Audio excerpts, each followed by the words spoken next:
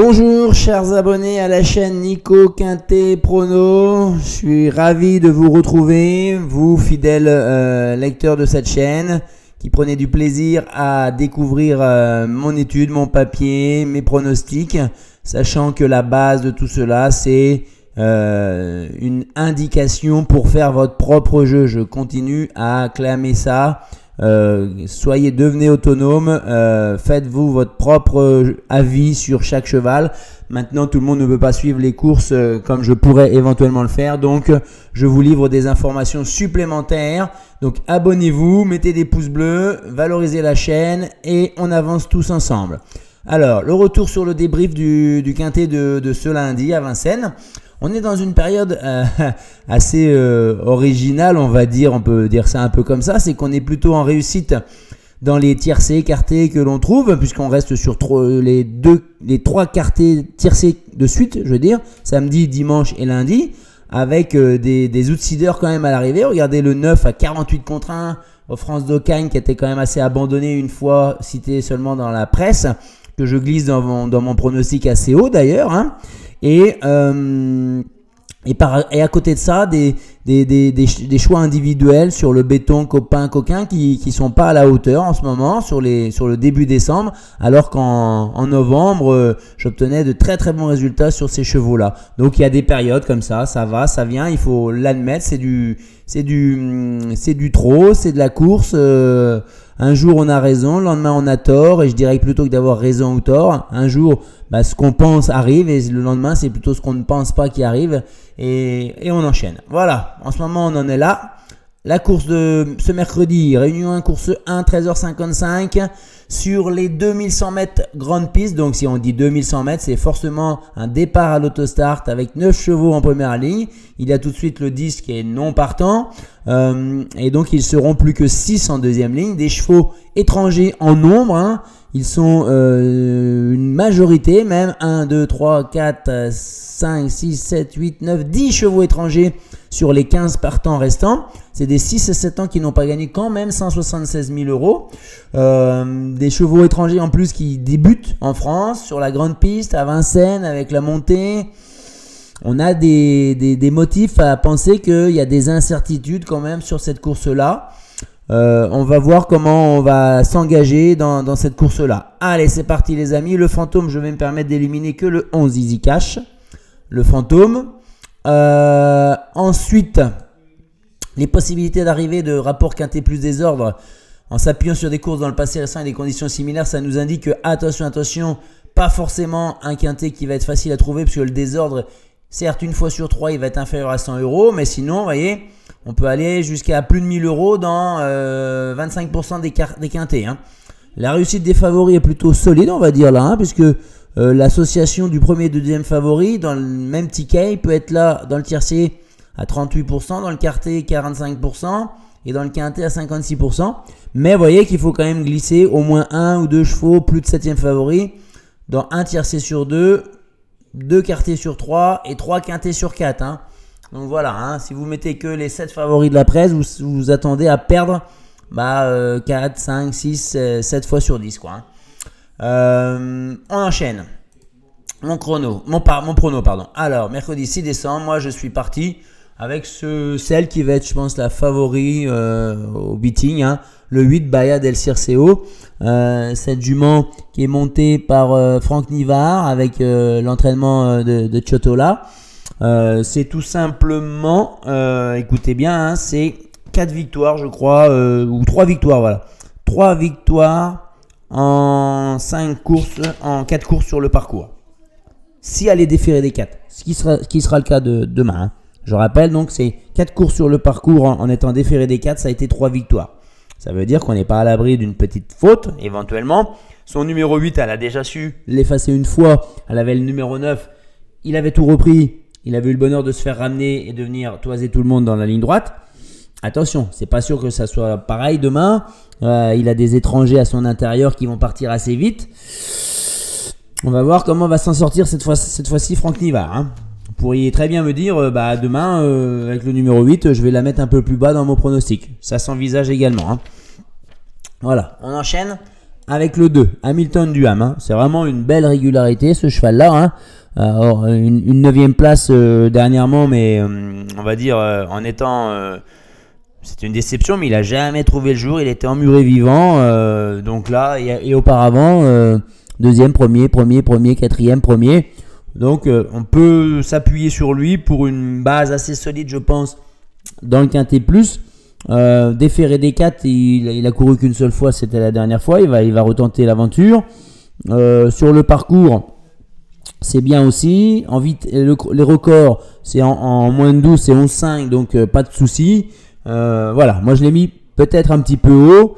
Sa régularité peut peut-être nous amener il va peut-être finir 3, 4e, je sais pas, mais il peut tout aussi bien l'emporter avec Johan Le Bourgeois qui est tout feu tout flamme en ce moment, qui a gagné 3 quintets sur les 4 derniers, je crois, au trot. Hein. Donc attention à lui. C'est parti. Ensuite on y va avec le 3 Santos de Castella. Je l'avais pas pris la dernière fois. Ah là, c'est vrai qu'il a trouvé Eric Raffin une ouverture providentielle à la corde. Hein.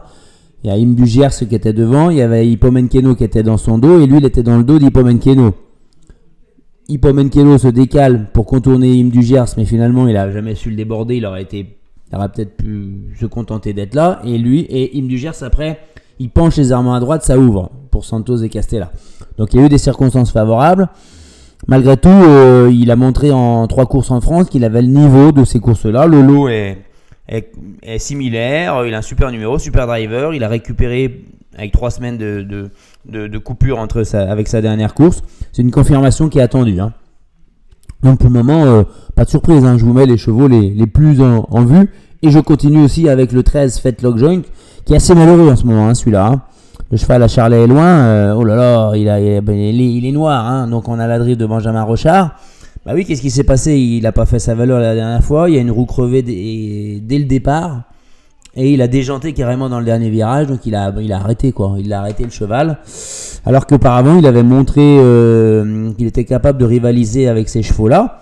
Maintenant, il faut qu'il prouve encore sur le parcours. Ou en 5 courses, il n'a jamais fini encore dans les 3 premiers. Mais il a un chrono de 11,3. Donc ça veut dire qu'il a le niveau. Il est déféré des 4. Il a encore un numéro en 2e ligne. Derrière Ostia, on va voir comment il s'en sort. Voilà. Ça, c'est un bon quatuor de chevaux plutôt en vue de main. On commence à mettre quelques outsiders et j'ai mis assez haut finalement. J'ai hésité à le mettre. Hein. Et parce qu'il y a le numéro 9, parce que c'est sa première en France. Mais par contre, il a des lignes avec des chevaux qui sont venus en France, qui ont montré quelque chose, qui ne sont pas imposés, qui n'ont pas fini dans les 3 premiers, mais pour lesquels il y avait des bruits très favorables et qui ont quelque peu déçu, des circonstances de course difficiles. Je pense à Castor the Star, à Carat River. Ils ont couru dans des tiercés quartés quintés là dernièrement sans prendre une belle place, mais les lignes sont bonnes. Il a des bonnes aptitudes à la vitesse. Attention, il est super rapide. Il a déjà trotté tout juste au-dessus de 10 sur un 1600 mètres en Suède. Il est déféré des postérieurs, ce qui est sa meilleure configuration. Björn Goop met un driver avec Romain Dorieux, c'est pas les cash drivers, mais bon, ils sont tous un peu pris. On sait jamais. Il peut y avoir une cote à 15-20 contre 1, je pense au moins. Hein. Ensuite, on y va avec le 1 Une Love. Je l'ai mis là avec son numéro 1.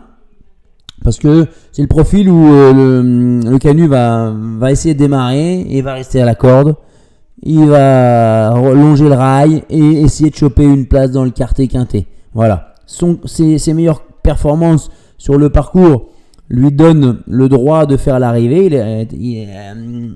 Elle a été capable de trotter 11-2. Donc c'est bon. 2 fois sur 5 courses dans les 3 premiers sur le parcours. Déféré des 4. Certes, elle est peut-être pas encore au top selon son entraîneur, mais elle est sur la montante, elle vise une place. Voilà, c'est un parcours sage. Hein. Après, c'est possible qu'elle finisse 10e, quoi. Hein. Ça, c'est un choix, mais il va y avoir une cote 25 contre 1. Je pense que le turf l'annonce à 17, je pense qu'il y aura beaucoup plus. Hein. Ensuite, le 15, Astronatsen Tezak. Là, je suis allé chercher en 2e ligne. La drift de Damien Bonne. Pour son aptitude à suivre tous les trains. Maintenant, il faudra qu'il aille un petit peu plus vite que ses meilleurs chronos sur le parcours. Il faut dire, il a été quand même assez malheureux. Hein. Il a eu un parcours, excusez-moi du terme, mais pourri la dernière course. Hein, où il a déjà fait, depuis le départ, 1 km né au vent, en troisième épaisseur, s'il vous plaît. Quand il a réussi enfin à se mettre en deuxième épaisseur, parce qu'il démarrait avec le numéro 8, au bout plus d'un kilomètre, il s'est rabattu en deuxième épaisseur. Il y a un cheval qui est venu le couvrir et qui finalement n'a fait que reculer, qui faiblissait. Il est repassé dernier et il est revenu bien finir. Bon, maintenant le lot est légèrement supérieur, 145 000 la dernière fois, 170 000 au niveau du plafond des gains aujourd'hui. C'est une petite rentrée également, mais je trouve que c'est un outsider amusant. Bon, j'espère qu'ils préparent pas une autre course, ils n'ont pas forcément beaucoup d'engagement, donc voilà, je me dis, là il peut y avoir une grosse cote, je pense. Et enfin, on termine avec le 4 Ostia, je pouvais pas ne pas la mettre. Elle semble incontournable. Mathieu Abrivard pour son entraînement, déféré des 4, bon numéro, un petit peu inconstante. Elle a un chrono qui peut lui permettre d'envisager les belles places aussi, 11-2 sur le parcours. Voilà, une fois une troisième place en 3 essais. Bon, c'est pas... Voilà, ça me saute pas aux yeux non plus. Déféré des 4, c'est 5 sur 13 aussi dans les 3 premiers. Voilà, c'est pas une chance évidente. Je trouve que deuxième de la presse, c'est... Franchement, 6 contre 1, demain, je sais pas si je mets une pièce dessus, puis je dis ça, mais ça se trouve, c'est elle qui va gagner. C'est pour ça que je l'ai mise dans mon ticket quand même. Ça fait que je mets de côté Bangladeshi, la jument de la famille Abrivard. Parce que Bangladeshi, vous voyez, j'ai laissé de côté les deux Abrivard, Bangladeshi et le 12 Mr. Donald, parce que Bangladeshi, elle reste sur 3 disqualifications en 4 courses. Avec Alexandre Abrivard, c'est pas tout feu tout flamme non plus, parce que c'est 8 sur 18 dans les 5 premiers. C'est bon, voilà, il y a les mâles surtout face à elle. Un numéro 16. Bon, il va falloir toute la maestria d'Alexandre Abrivard pour lui faire prendre une place dans le quintet, je pense. Elle va être sous-cotée là. Il annonce à 11 contre 1. Elle méritera pas 11 contre 1, en tout cas pas à la gagne.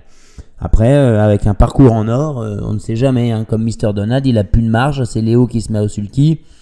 Mais voilà, il a été certes deuxième de Goldorak qui a bien couru lundi dans le quintet. Il a déjà fait troisième des Rose Zola.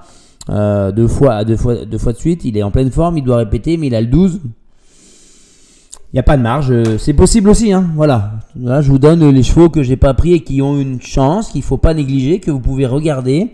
Donc le 12 Mr. Donald, le 16 Bangladeshi et éventuellement le 6 A Good Point avec David Thomas à la drive. On ne le connaît pas.